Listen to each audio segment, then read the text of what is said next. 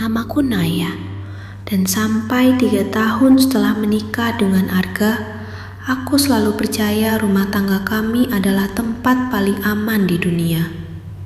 Rumah kecil 2 lantai itu bukan rumah paling megah di kompleks, tapi setiap sudutnya menyimpan cerita kami.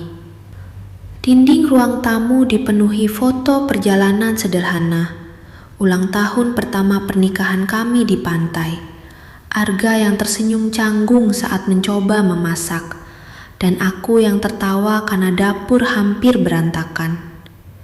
Kami tidak sempurna, tapi kami saling memilih setiap hari. Kalau nanti punya anak, ruang kerja ini kita ubah jadi kamar bayi ya, kata Arga suatu malam sambil memelukku dari belakang. Aku tersenyum. Warnanya jangan biru semua, aku mau netral. Baik, Bu Direktur Desain, godanya. Pembicaraan tentang anak selalu hadir di sela-sela kebahagiaan kami. Bukan sebagai tekanan, melainkan sebagai harapan yang kami jaga bersama. Setiap bulan aku menandai kalender kecil di dapur. Lingkaran merah itu bukan hanya tanggal, tapi juga doa yang kugantungkan diam-diam. Kami sudah beberapa kali berkonsultasi ke dokter. Kata dokter, kondisiku membutuhkan waktu dan kesabaran. Tidak ada yang mustahil, hanya perlu usaha lebih. Arga menggenggam tanganku saat dokter menjelaskan. Kita jalani saja pelan-pelan ya, bisiknya saat kami keluar dari ruang praktik. Aku menikah dengan kamu, bukan dengan jadwal. Kalimat itu selalu kuingat. Aku mengulangnya dalam hati setiap kali rasa cemas datang. Hubunganku dengan ibu mertua, Bu Ratna, juga terlihat baik-baik saja. Ia sering datang membawa makanan, menata ulang vas bunga tanpa kuminta, atau mengomentari gorden yang menurutnya kurang cerah. Naya ini sebenarnya sudah cocok jadi ibu, katanya suatu siang sambil tersenyum tipis. Tinggal menunggu waktu saja, ibu tidak sabar menggendong cucu. Aku mengangguk sambil menuang teh. Doakan saja, Bu. Tentu, tapi kamu juga jangan terlalu santai. Sekarang banyak cara supaya cepat berhasil. Kalimatnya terdengar ringan, tapi ada nada yang sulit kujelaskan. Seperti harapan yang dibungkus senyum. Arga selalu menenangkan. Mama memang begitu, dia hanya tidak sabar. Aku ingin percaya itu. Setiap akhir pekan, kami makan malam bersama keluarga besar Arga. Pak Damar, ayah mertua, biasanya lebih banyak diam, membaca koran atau berbicara soal bisnis. Bu Ratna yang paling sering mengarahkan percakapan. Anak si Rina sudah 2, katanya suatu malam. Padahal menikahnya setelah kalian. Suasana meja makan mendadak terasa lebih sepi. Aku menunduk, memotong ayam di piringku lebih kecil dari seharusnya. Arga meraih tanganku di bawah meja. Sentuhan itu hangat, menenangkan. Setiap keluarga punya waktunya sendiri, Ma. Bu Ratna tersenyum. Ibu hanya ingin yang terbaik. Aku mengulang kalimat itu di kepalaku sepanjang perjalanan pulang. Yang terbaik untuk siapa? Namun di kamar kami yang redup, saat Arga memelukku dan mengusap rambutku, semua kegelisahan itu terasa kecil. Kamu jangan dengarkan omongan orang, katanya pelan. Aku di sini. Dan aku mempercayainya. Malam itu, sebelum tidur, aku kembali menatap kalender di dapur. Lingkaran merah bulan ini terasa lebih tebal.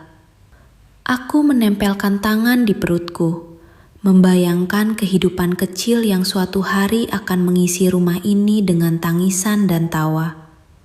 Aku tidak tahu, Di balik rumah yang terasa hangat dan janji yang terdengar tenang, ada sesuatu yang perlahan berubah. Perubahan itu belum terlihat jelas, tapi aku mulai merasakannya. Perubahan itu bukan sesuatu yang bisa langsung kulihat, melainkan seperti udara yang tiba-tiba terasa lebih berat saat bernapas. Tidak ada ledakan, tidak ada pertengkaran besar. Hanya hal-hal kecil yang terasa berbeda.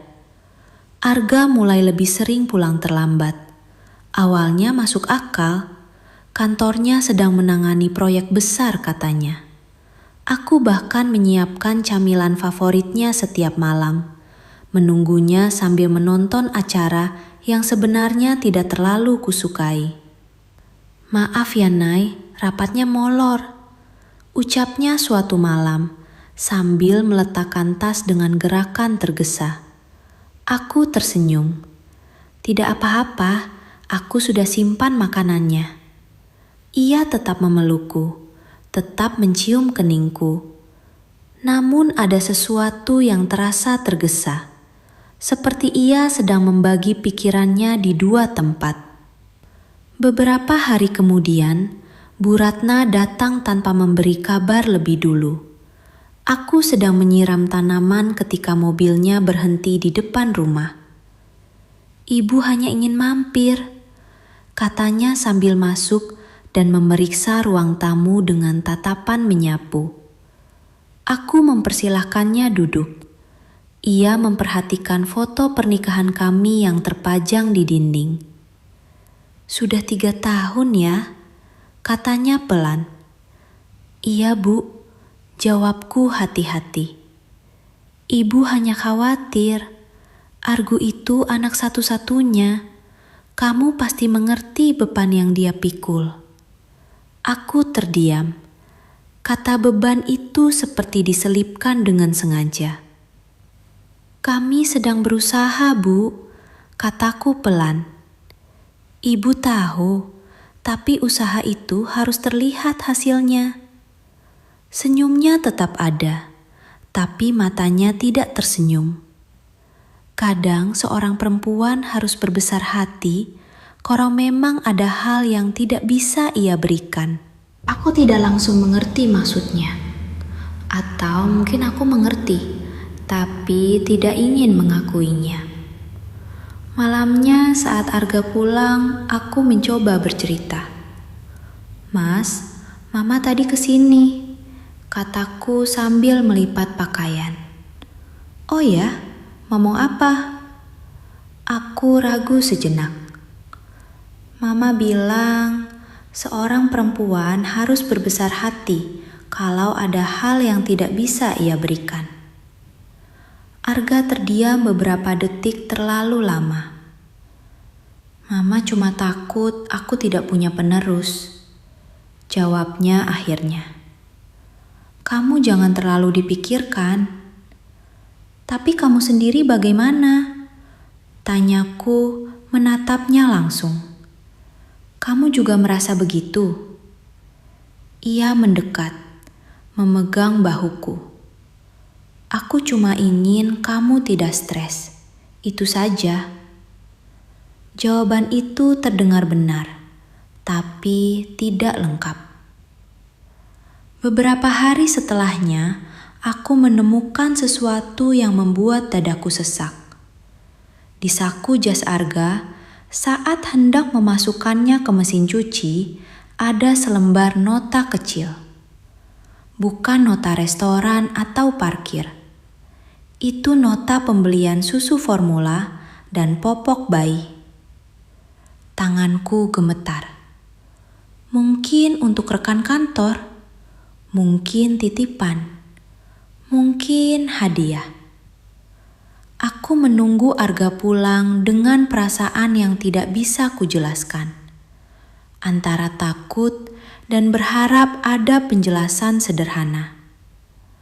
"Mas," kataku pelan saat ia masuk kamar. "Ini apa?" Kuserahkan nota itu. Arga melihatnya sekilas, lalu tersenyum cepat. Terlalu cepat. Oh itu, titipan teman kantor. Istrinya baru melahirkan. Aku sekalian lewat. Kenapa tidak bilang? Tanyaku. Hal kecil begitu tidak perlu dibesar-besarkan kan? Hal kecil. Aku mengangguk pelan, meski di dalam hatiku sesuatu terasa retak. Malam itu Arga tertidur lebih dulu.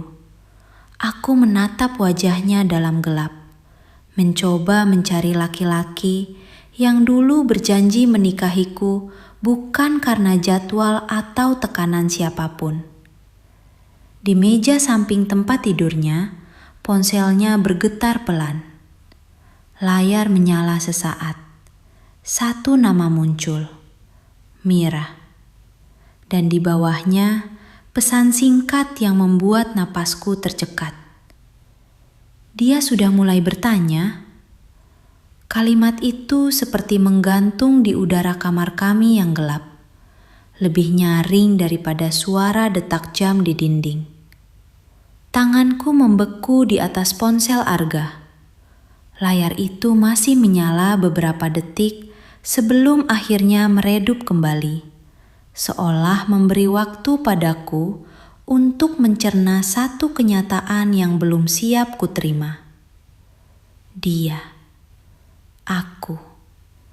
Bertanya tentang apa? Jantungku berdetak lebih cepat, tapi aku tidak berani membuka pesan itu lebih jauh. Aku takut menemukan sesuatu yang tidak bisa lagi kuhapus dari ingatan. Aku meletakkan ponsel itu kembali persis di tempatnya. Berusaha serapi mungkin, seolah tidak pernah menyentuhnya. Lalu aku memejamkan mata, berpura-pura tidur ketika Arga bergerak sedikit di sampingku. Pagi harinya, aku bangun dengan kepala penuh pertanyaan. Arga terlihat biasa saja. Ia duduk di meja makan, membaca berita di ponselnya sambil menyeruput kopi. "Kenapa kelihatan capek?" tanyanya. "Aku kurang tidur," jawabku singkat. Ia tersenyum, lalu berdiri dan mencium keningku sebelum berangkat kerja. Gerakannya lembut seperti biasa. Tidak ada yang berubah di permukaan. Tapi aku tahu ada sesuatu yang sedang disembunyikan. Sepanjang hari aku mencoba menenangkan diri. Mungkin Mira hanya rekan kerja. Mungkin mereka sedang membicarakan proyek. Mungkin kalimat itu tidak ada hubungannya denganku. Namun, semakin aku mencoba meyakinkan diri, semakin kalimat itu terasa seperti kunci dari pintu yang tidak ingin kubuka. Sore itu Bu Ratna menelpon. "Naya, malam ini makan di rumah Mama ya, ada yang ingin dibicarakan." Nada suaranya terdengar ringan, tapi tegas. "Ada apa, Bu?" tanyaku hati-hati. Nanti saja, Argus sudah tahu. Arga tidak memberitahuku apapun. Aku menunggu ia pulang dengan perasaan tidak menentu. Ketika ia masuk rumah, wajahnya tampak sedikit tegang. "Mama telepon?" tanyanya cepat. "Iya, katakan ada yang ingin dibicarakan." Argu mengangguk pelan. "Kita datang saja, tidak usah terlalu dipikirkan." Tidak usah dipikirkan. Kalimat itu kembali terasa seperti tembok. Malas itu, meja makan di rumah mertua terasa lebih formal dari biasanya. Pak Damar duduk tenang seperti biasa, sementara Bu Ratna tampak lebih rapi, seolah menyiapkan pertemuan penting. Setelah makanan tersaji dan doa selesai, Bu Ratna menatapku langsung. "Naya, Mama impara baik-baik. Ini demi kebaikan semua. Aku menggenggam sendok lebih erat. Kalian sudah menikah 3 tahun, lanjutnya. Arga adalah satu-satunya penerus keluarga ini. Mama tidak bisa pura-pura tidak memikirkan masa depan. Arga menunduk. Kami masih berusaha, Bu, kataku pelan. Berusaha itu ada batasnya. Jawabnya halus. Mama hanya ingin tahu sampai kapan. Suasana menjadi sunyi. Pak Tamar berdehem pelan. Ratna, mungkin. Tidak, Pak. Potong Bu Ratna lembut tapi tegas. Ini sudah jelas. Ia menatap Arga. Kamu juga harus memikirkan hidupmu, Nak. Aku menoleh pada suamiku. Menunggu ia menggenggam tanganku seperti biasa. Menunggu ia berkata bahwa kami adalah satu tim. Namun Arga hanya berkata pelan, tanpa menatapku. Mama cuma khawatir. Tidak ada pembelaan. Tidak ada penegasan. Hanya kekhawatiran yang dibiarkan menggantung di antara kami. Dalam perjalanan pulang, aku menatap keluar jendela mobil. Lampu-lampu jalan terasa kabur. Mas, suaraku hampir tidak terdengar. Kalau memang aku tidak bisa memberimu anak, apa kamu akan tetap memilihku? Arga mengemudi dalam diam beberapa detik yang terasa sangat panjang. Aku hanya ingin semuanya baik-baik saja. Jawabnya akhirnya. Jawaban itu bukan iya. Dan untuk pertama kalinya sejak menikah, aku merasa duduk sendirian di kursi penumpang hidupku sendiri. Sejak malam itu, jarak antara aku dan Arga tidak lagi kasat mata. Ia nyata meski tidak pernah kami akui. Kami masih tidur di ranjang yang sama, masih sarapan di meja yang sama, masih berbagi atap yang sama. Tapi ada ruang kosong yang tak terisi di antara kami. Ruang yang dulu dipenuhi tawa dan rencana, kini dipenuhi diam. Arga semakin sering memegang ponselnya. Jika ada pesan masuk, ia akan memiringkan layar menjauh dariku. Jika ada panggilan, ia melangkah ke balkon sebelum menjawab. Proyeknya lagi sensitif, katanya suatu malam ketika aku menatapnya terlalu lama. Aku hanya mengangguk. Kata sensitif terasa seperti alasan yang dipakai berulang-ulang sampai kehilangan makna. Seminggu kemudian, Bu Ratna kembali memanggil kami makan malam. Kali ini suasananya berbeda. Tidak ada canda ringan, tidak ada cerita-cerita kecil. Setelah makan selesai, Bu Ratna menyeduh teh sendiri untuk kami bertiga. Ia duduk tegak seperti seseorang yang sudah menyiapkan keputusan. Naya, katanya lembut. Mama sudah banyak berpikir. Aku menunggu. Mama tidak ingin menyakiti siapapun. Tapi kadang dalam hidup, kita harus memilih jalan yang paling bijaksana. Arga duduk kaku di sebelahku. Maksud Mama? Tanyaku pelan. Mungkin sudah waktunya kalian beristirahat sejenak. Lanjutnya. Berpisah sementara. Supaya Arga bisa menenangkan pikiran. Supaya kamu juga tidak terbebani. Berpisah sementara.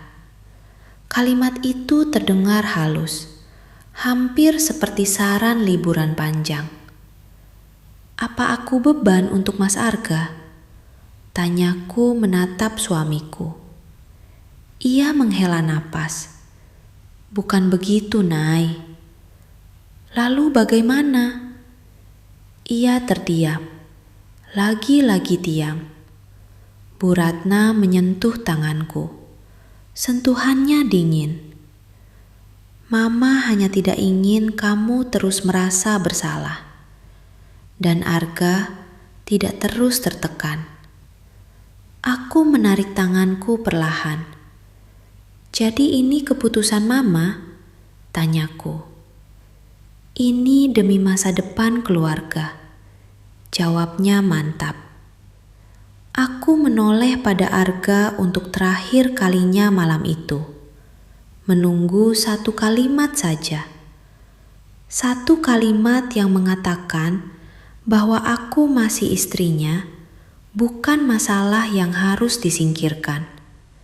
Tapi Arga hanya berkata pelan, mungkin ini yang terbaik untuk sementara. Sementara.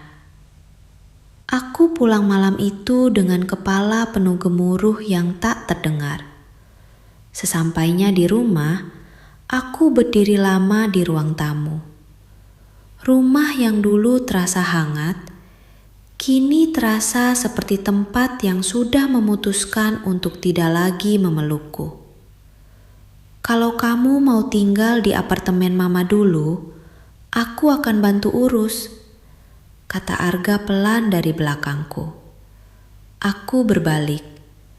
Sejak kapan keputusan ini jadi begitu mudah untukmu? Ia tidak menjawab. Aku masuk ke kamar dan membuka lemari. Tanganku gemetar saat melipat pakaian. Setiap kain yang kumasukkan ke koper terasa seperti potongan kenangan yang kupaksa rapikan. Foto pernikahan kami masih berdiri di meja rias. Aku menatapnya lama. Aku tidak pernah menolak menjadi ibu. Bisikku pada bayangan diriku sendiri di cermin. Aku hanya belum diberi waktu. Ketika koper itu akhirnya tertutup, aku menarik napas panjang.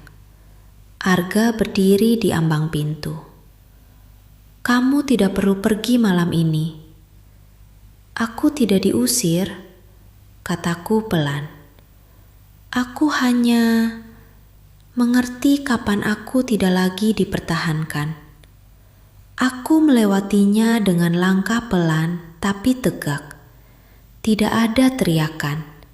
Tidak ada air mata yang kutunjukkan. Di luar rumah, udara malam terasa lebih dingin dari biasanya. Saat aku memasukkan koper ke dalam taksi, ponselku bergetar. Pesan masuk dari nomor yang tidak kukenal. Terima kasih sudah mengalah. Sekarang semuanya jadi lebih mudah.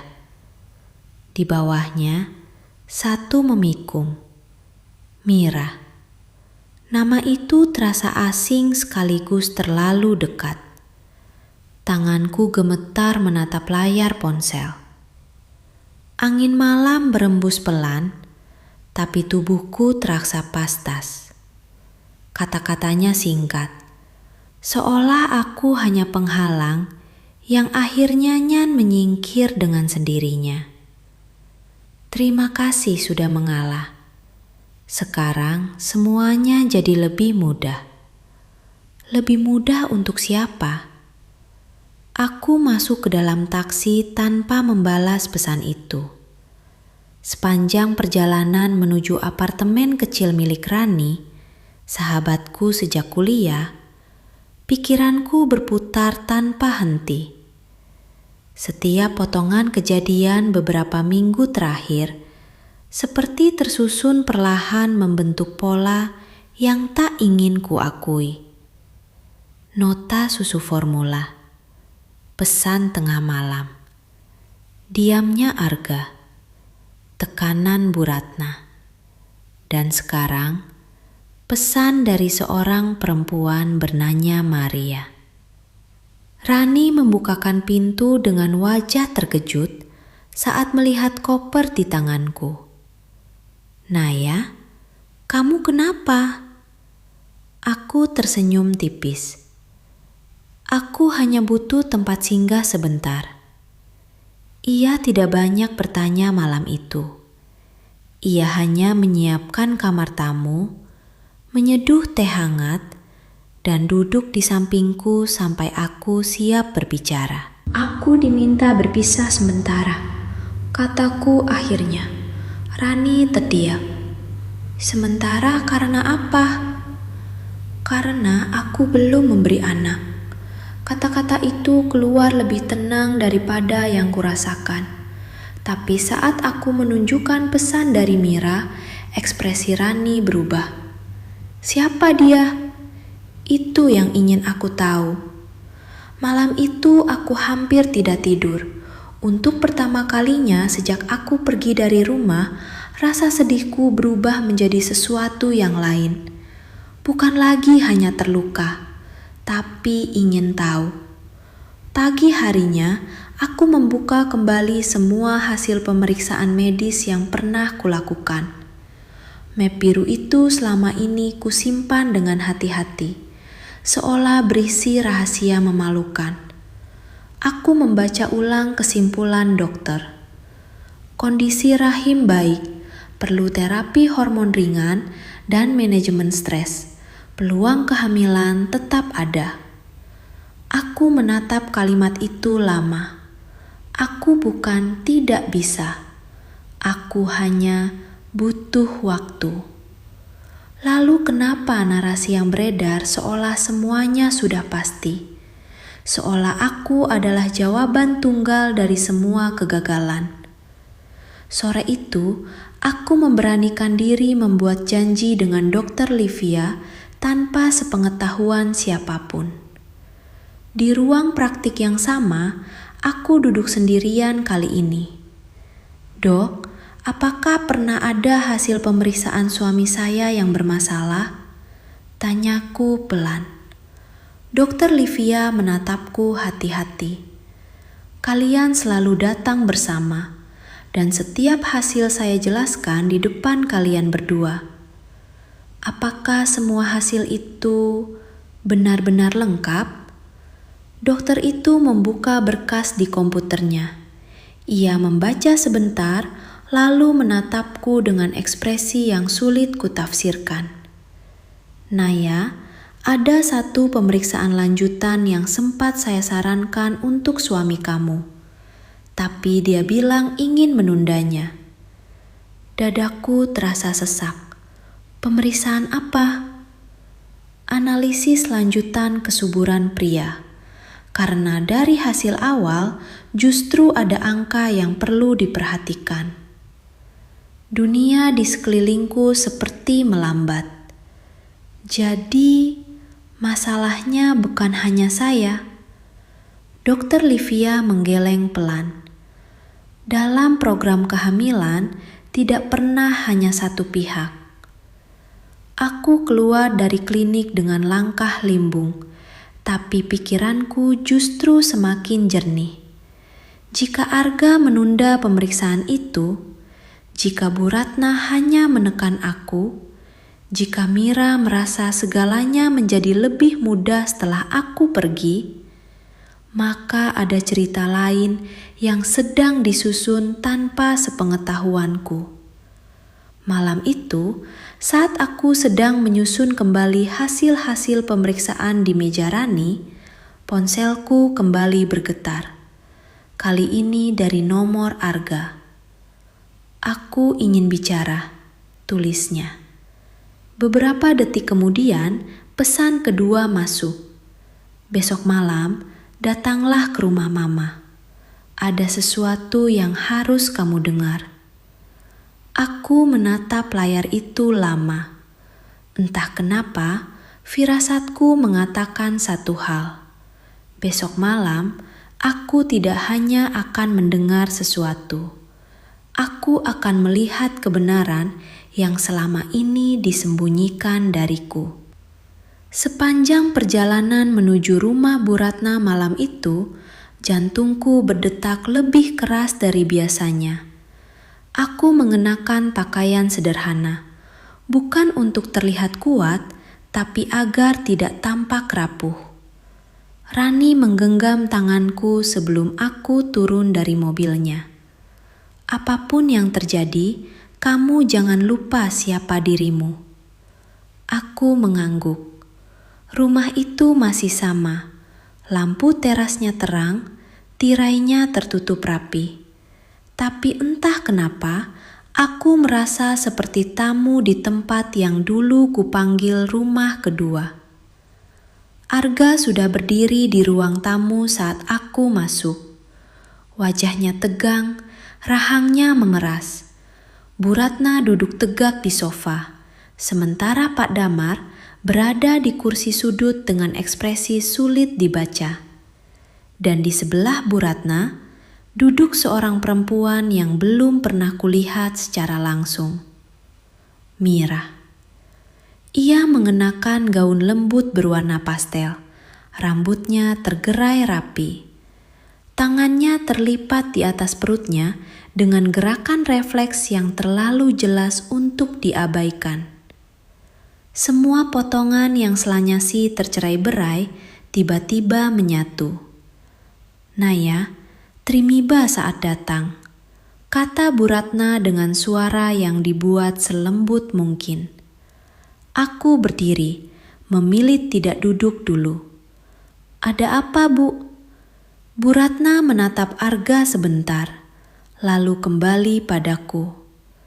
Mama ingin menyelesaikan semuanya dengan cara baik-baik, tidakkah yang ingin disakiti? Kalip itu terasa seperti pembuka sebuah keputusan yang sedapapkan. Arga menarik napas panjang. Naya, aku minta kamu dengar sampai selesai. Aku tidak menjawab. Bu Ratna melanjutkan.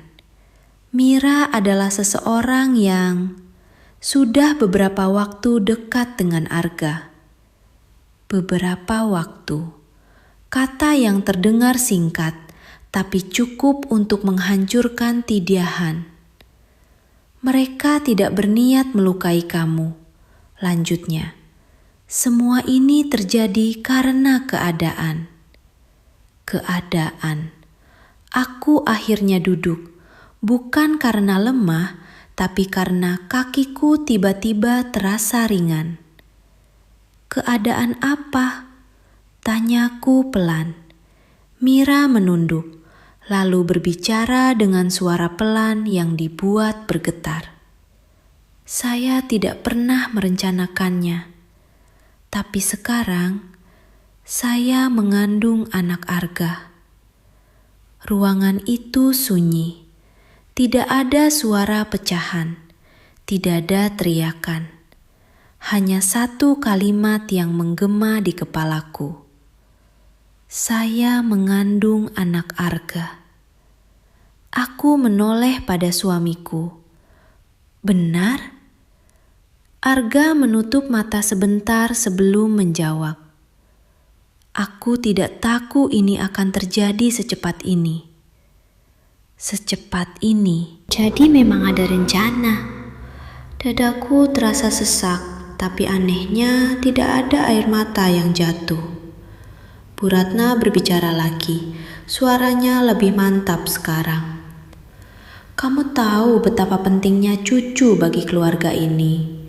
Tuhan mungkin punya caranya sendiri. Caranya sendiri.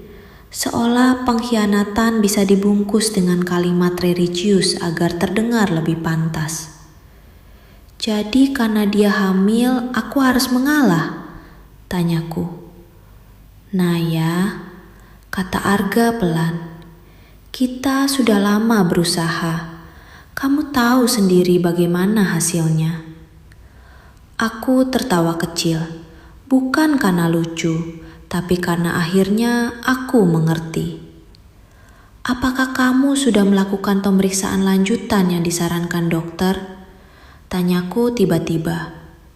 Arga terdiam. Bu Ratna terlihat bingung. Pemeriksaan apa? Aku menatap Arga lurus-lurus. Dokter menyarankan analisis lanjutan untukmu, tapi kamu menundanya. Wajah Arga berubah. Pak Damar yang sejak tadi diam akhirnya mengangkat kepala. Apa maksudnya ini? Aku mengeluarkan map biru dari tas yang sengaja kubawa. Aku tidak pernah dinyatakan tidak bisa memiliki anak. Kataku tenang. Aku hanya butuh waktu, dan program ini seharusnya dijalani bersama. Bu Ratna menatap Arga. Arga? Suamiku itu menunduk, tidak menyangkal, tidak juga membenarkan. Dan di tengah ketegangan itu, Mira tiba-tiba berkata pelan, "Yang penting sekarang bayi ini nyata." Kalimat itu seperti garis penutup. Aku berdiri perlahan. "Ya," kataku pelan, "bayi itu nyata." Aku menatap mereka satu persatu. Tapi satu hal yang lebih nyata adalah pilihan yang kalian ambil. Aku berbalik hendak melangkah keluar ketika Bu Ratna berkata tegas, "Kalau begitu sebaiknya perceraian dipercepat saja, supaya semuanya jelas sebelum anak ini lahir." Kata itu akhirnya diucapkan. Perceraian. Aku berhenti di ambang pintu, dan untuk pertama kalinya sejak aku meninggalkan rumah itu, aku menyadari sesuatu yang lebih menyakitkan daripada pengkhianatan. Mereka tidak pernah benar-benar menungguku sembuh. Mereka hanya menunggu penggantiku siap menggantikanku. Kesadaran itu tidak membuatku menangis. Ia justru membuatku tenang. Aneh sekali rasanya. Di saat rumah tanggaku runtuh di depan mata, pikiranku justru terasa lebih jernih daripada sebelumnya. Mungkin karena akhirnya aku berhenti berharap dipertahankan. Aku berbalik kembali ke ruang tamu itu. Perceraian bisa dipercepat, kataku pelan menanggapi ucapan Bu Ratna tadi. Tapi sebelum itu, ada beberapa hal yang harus diluruskan. Arga menatapku, tampak tidak menyangka aku akan kembali duduk. "Apalagi yang ingin kamu luruskan, Naya?" Suara Bu Ratna mulai kehilangan kelembutannya. "Aku tidak akan pergi dengan membawa stigma bahwa aku tidak bisa memberi keturunan," jawabku tegas. "Kalau kalian ingin mengakhiri pernikahan ini, lakukan dengan jujur." Pak Damar kini duduk lebih tegak. "Jujur tentang apa?" Aku membuka map biru itu dan menyerahkannya pada beliau. Hasil pemeriksaan lengkap kami, termasuk saran dokter untuk pemeriksaan lanjutan pada Arga yang tidak pernah dilakukan. Arga terlihat gelisah. "Naya, ini tidak perlu dibahas sekarang." "Justru sekarang," kataku menatapnya. "Karena selama ini hanya aku yang disebut sebagai alasan." Bu Ratna terlihat mulai tidak nyaman. Ini tidak mengubah fakta bahwa Mira sedang mengandung. Mira memegang perutnya seolah melindungi sesuatu yang sudah pasti menjadi pastat perhatian. Aku menoleh padanya. "Sudah berapa bulan?" tanyaku pelan. "2 bulan, jawabnya cepat. 2 bulan. Aku menghitung dalam kepala. 2 bulan lalu, Arga masih tidur di sebelahku setiap malam. 2 bulan lalu, ia masih puntim. Dadaku terasa sesak, tapi aku menahannya. "Baik," kataku. "Kalau begitu, mari kita selesaikan semuanya secara terbuka. Kita lakukan tes yang lengkap, termasuk tes pengetapan ayah biologis setelah bayi lahir nanti. Ruangan itu langsung sunyi. Arga menatapku tajam. "Kamu tidak percaya padaku?" Aku tersenyum tipis. "Kepercayaan tidak hilang dalam semalam, Mas. Ia hilang perlahan karena parinya." Mira tampak pucat. "Maksudnya apa?" "Maksudnya," lanjutku tenang, "kalau memang semua ini benar, maka tidak ada yang perlu ditakuti dari kebenaran." Bu Ratna berdiri. "Mama tidak suka kamu membawa-bawa hal seperti itu. Ini mempermalukan keluarga." "Yang mempermalukan keluarga bukan kebenaran," jawabku, "tapi kebohongan Yelihara." Arga berdiri mendekatiku. "Cukup, Naya." Aku menatapnya untuk terakhir kalinya malam itu. Bukan sebagai istri Yuri yang mementi dipilih, tapi sebagai perempuannya angcurnya memilih dini kamu memikahinya. Kataku pelan. Tapi aku jatakan membiarkan tim hancurkan demi memuluskan kalanmu. Aku mengambil kembali map itu dan melangkah keluar. Langkahku terasa mantap. Di luar, udaku malam kembali menyambutku. Tapi kali ini aku tidak mardirusir. Aku merasa sedang memulai sesuatu. Namun ketika aku baru saja sampai di gerbang, ponselku bergetar. Pesan dari nomor tradikenal Looking. Kali ini bukan dari Mira. Sebuah foto terkirim. Foto Arga dan Mira. Bukan di kantor, bukan di tempat umum. Mereka berdiri di depan sebuah klinik bersalin. Dan di sudut foto itu terlihat tanggal yang membuat tubuhku membeku. Tanggal itu terjadi saat aku dan Arga masih menjalani program bersama. Di bawah foto itu ada satu kalimat. "Kamu belum tahu semuanya." Kalimat itu terasa lebih mengerikan daripada foto yang baru saja kulihat. Tanganku gemetar saat memperbesar gambar tersebut. Wajah Arga terlihat jelas. Mira berdiri di sampingnya, tersenyum tipis. Di belakang mereka, papan nama klinik bersalin yang sama dengan tempat kami dulu berkonsultasi. Tanggal di sudut foto itu membuat napasku tertahan. Hari itu adalah hari ketika Arga bilang ia lembur karena rapat penting. Padahal pagi harinya kami sempat bertengkar kecil tentang jadwal terapi hormonku. Ia bilang aku terlalu terobsesi. Ia bilang aku membuatnya tertekan.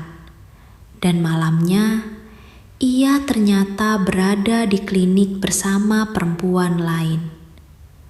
Aku berdiri lama di luar gerbang rumah Bu Ratna, mencoba menenangkan diri.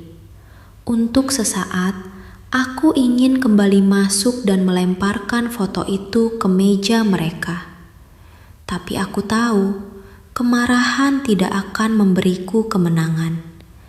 Yang kubutuhkan adalah kebenaran. Lengkap. Sesampainya di apartemen Rani, aku langsung menunjukkan foto itu padanya. "Siapa yang kirim?" tanyanya. "Tidak tahu." "Nomornya aktif." Aku mencoba menelpon balik. Tidak aktif. Rani menatapku serius. "Ini bukan hanya tentang perselingkuhan, Nay. Ini sudah seperti sesuatu yang direncanakan." Kata itu membuat bulu kuduku berdiri. Direncanakan. Aku teringat bagaimana Bu Ratna selalu berbicara tentang penerus, tentang garis keluarga, tentang waktu yang tidak bisa ditunggu. Aku duduk dan memandangi foto itu lagi. Jika Mira benar-benar hamil 2 bulan, mengapa mereka sudah ke klinik bersalin jauh sebelum itu?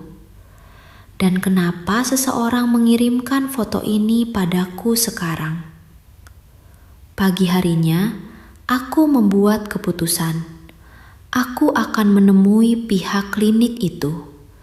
Aku ingin tahu sejak kapan nama Arga terdaftar di sana.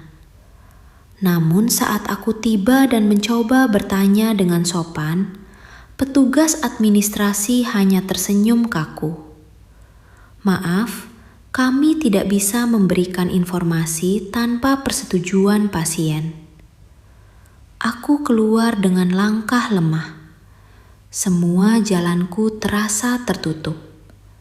Aku mencoba menghubungi Arga, tapi ia tidak menjawab. Aku mengirim pesan singkat, hanya 1 kalimat. Kita perlu bicara jujur. Tidak ada balasan. Beberapa jam kemudian, media sosialku mulai ramai. Ada unggahan dari salah satu kerabat jauh Arga. Foto makan malam keluarga tadi malam. Di dalam foto itu, aku tidak ada. Yang ada hanya Arga, Bu Ratna, Pak Damar, dan Mira. Keterangan fotonya membuat dadaku sesak. Menyambut anggota keluarga baru. Seolah-olah semuanya sudah resmi.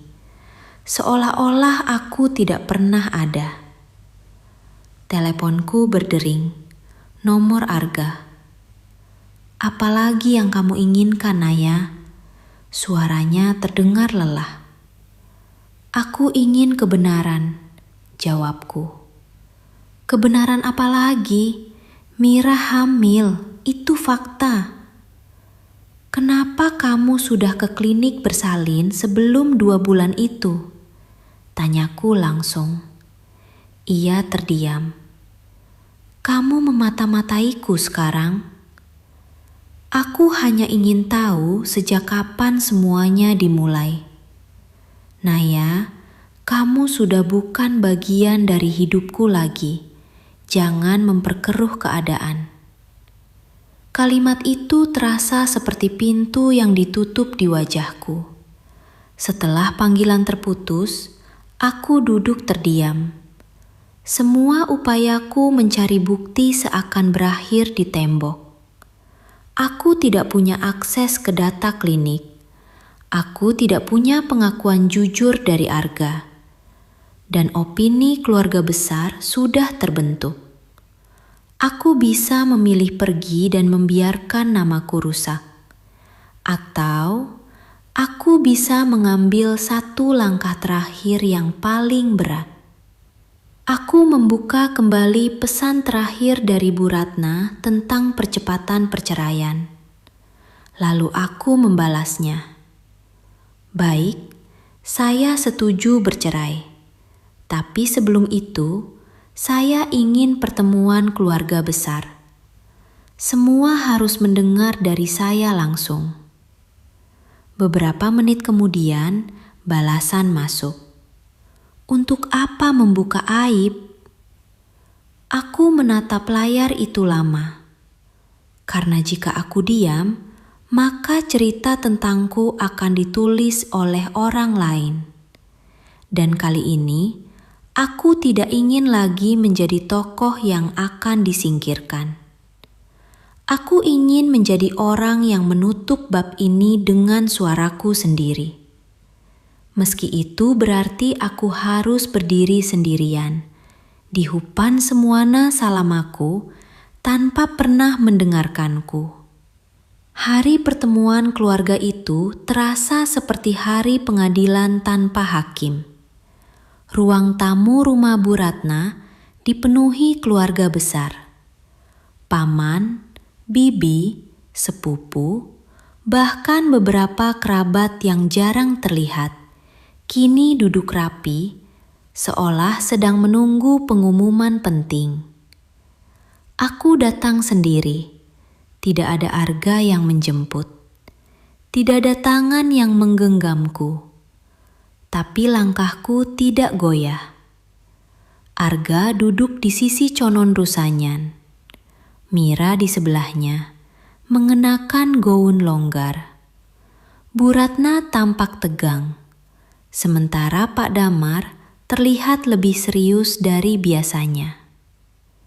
Naya ingin menyampaikan sesuatu sebelum proses perceraian dilanjutkan. Kata fotonya membuat pertemuan dengan ceresponsa. Semuat mata beralih dataku.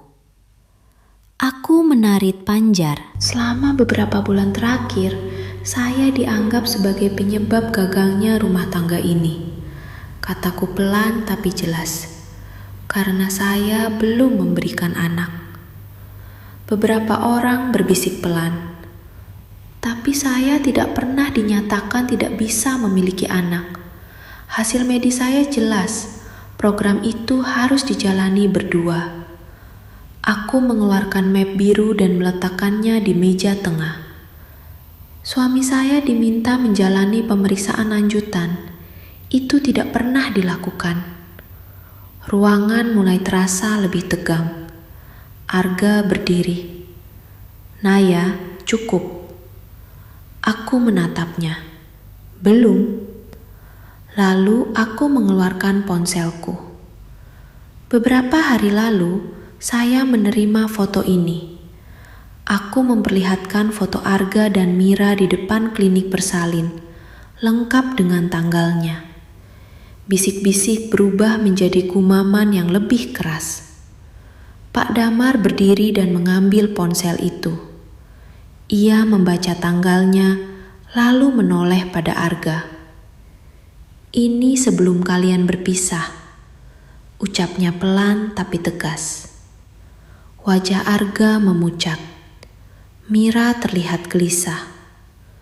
Itu hanya konsultasi biasa. Konsultasi apa? Tanyaku tenang. Karena menurut pengakuanmu, kamu baru hamil 2 bulan. Tapi tanggal ini lebih lama dari itu. Ruangan menjadi sangat sunyi. Bu Ratna mencoba mengambil alih. Tidak perlu membahas hal yang mempermalukan keluarga. Aib tidak muncul karena dibicarakan, jawabku. Aib muncul karena dilakukan. Arga akhirnya berbicara. Suaranya tidak lagi setenang biasanya. Baik, ya, kami sudah ke klinik itu lebih dulu. Tapi bukan seperti yang kamu pikirkan. Lalu seperti apa? Tanyaku. Ia terdiam cukup lama sebelum berkata pelan. Mama yang menyarankan. Semua kepala langsung menoleh ke arah Bu Ratna. Mama hanya ingin memastikan ada kemungkinan lain. Katanya cepat. Karena kamu terlalu lama tidak memberi hasil. Aku tersenyum pahit. Jadi ini bukan sekedar kebetulan. Ini rencana. Pak Damar menatap istrinya dengan kekecewaan yang sulit disembunyikan. Ratna. Tiba-tiba, dari sudut ruangan, seorang sepupu Arga yang bekerja di bidang medis angkat bicara setelah melihat foto itu lebih dekat.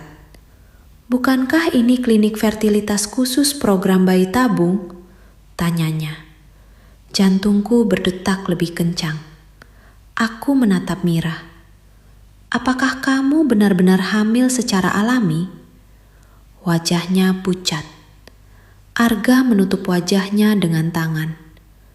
Kebenaran itu akhirnya keluar perlahan. Kehamilan itu bukan terjadi begitu saja. Mereka telah menjalani program lebih dulu, dengan restu dan dorongan Bu Ratna. Bahkan saat aku masih berstatus istri sah. Ruangan mendadak terasa sesak oleh keheningan. Narasi tentang istri yang tidak mampu memberi keturunan runtuh seketika. Yang tersisa hanyalah fakta bahwa aku disingkirkan sebelum perjuangan itu benar-benar selesai. Aku berdiri lebih tegak. Aku tidak datang untuk mempertahankan pernikahan ini, kataku pelan. Aku datang untuk mempertahankan martabatku. Tak ada lagi yang menyanggah. Beberapa anggota keluarga mulai memandangku dengan cara yang berbeda. Bukan lagi sebagai perempuan yang gagal, tapi sebagai seseorang yang disalahkan tanpa keadilan. Pak Damar akhirnya berkata tegas, "Perceraian tetap berjalan, tapi tidak dengan menyalahkan satu pihak." Bu Ratna terdiam. Untuk pertama kalinya, ia tidak punya jawaban. Aku menatap Arga untuk terakhir kalinya sebagai suamiku. "Aku memaafkanmu," kataku pelan. "Tapi aku tidak akan kembali." Hari itu, aku keluar dari rumah itu bukan sebagai perempuan yang dibuang. Aku keluar sebagai seseorang yang berdiri kembali dengan namanya sendiri. Dan untuk pertama kalinya sejak semua ini dimulai, aku merasa tidak sendirian lagi. Karena kebenaran akhirnya berdiri di pihakku. Dan saat itu terjadi, aku menyadari sesuatu yang selama ini luput kupahami. Aku tidak pernah benar-benar kehilangan apapun. Aku hanya terlalu lama bertahan di tempat yang tidak lagi memperjuangkanku. Perceraian itu berjalan lebih cepat dari yang kuduga. Tanpa drama terbuka, tanpa perebutan yang melelahkan. Nama baikku sudah terlanjur dipulihkan di hadapan keluarga besar. Tidak ada lagi bisikan tentang istri yang tidak mampu memberi keturunan. Tidak ada lagi tatapan iba yang menusuk pelan. Arga mencoba menghubungiku beberapa kali setelah pertemuan itu. Aku tidak menyangka semuanya akan seperti ini, tulisnya suatu malam.